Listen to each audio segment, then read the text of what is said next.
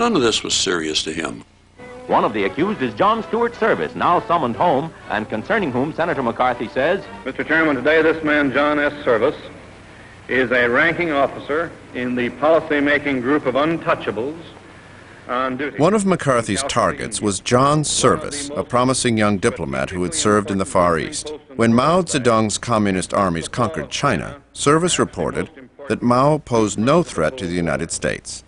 To McCarthy, that meant that Service was a communist. When you have a weak case, you've got to use weak kinds of evidence like guilt by association. You saw Owen Lattimore at a 4th of July reception at the American Embassy in Tokyo in 1935. What did he say? And so on. I mean, you can't prove that you're not something sometimes. It's very difficult. That time, with all the publicity, I had all sorts of trouble. I wanted to get term life insurance. No thanks, they wouldn't do it. As a man said to me, how do we know you're not going to jump out a window? Some other people had. We rented an apartment in New York and then found that the owner changed his mind. He wouldn't lease to us. While others suffered under his attack, McCarthy continued to bask in the limelight.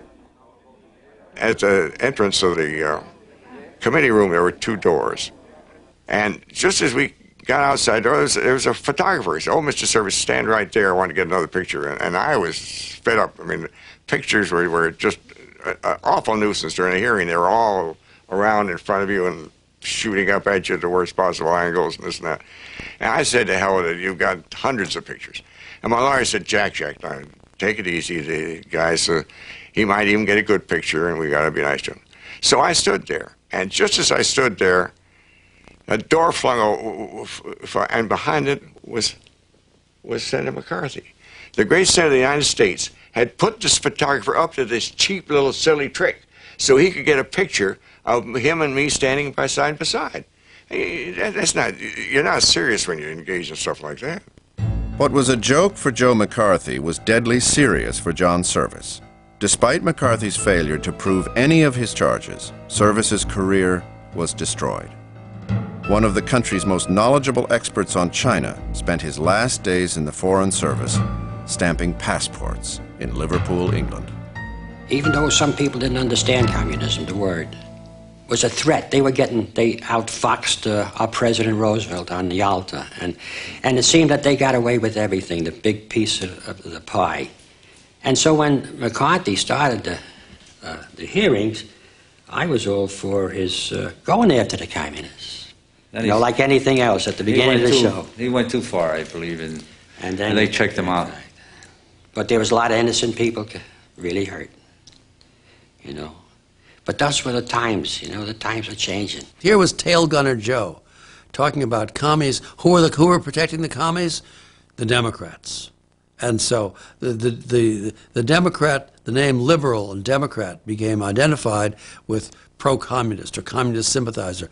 Pinko was used constantly in those days. You get the beginning of what is called McCarthyism because one party has really been in power too long, and much of the stuff that was surfaced as McCarthyism was an attempt of the Republican Party, which has been out for 20 years, to find an issue which would allow it back into power.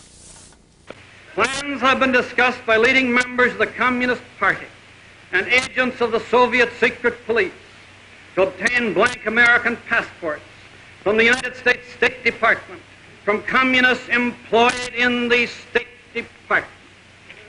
But they say, oh, McCarthy, don't name them. Yes, I'll give that to Milwaukee's Daily Worker. He was a demagogue, but he didn't look like a demagogue. He didn't act like a demagogue. He didn't speak like a demagogue. People, when they thought of demagogues, thought of Adolf Hitlers who held audiences in their sway.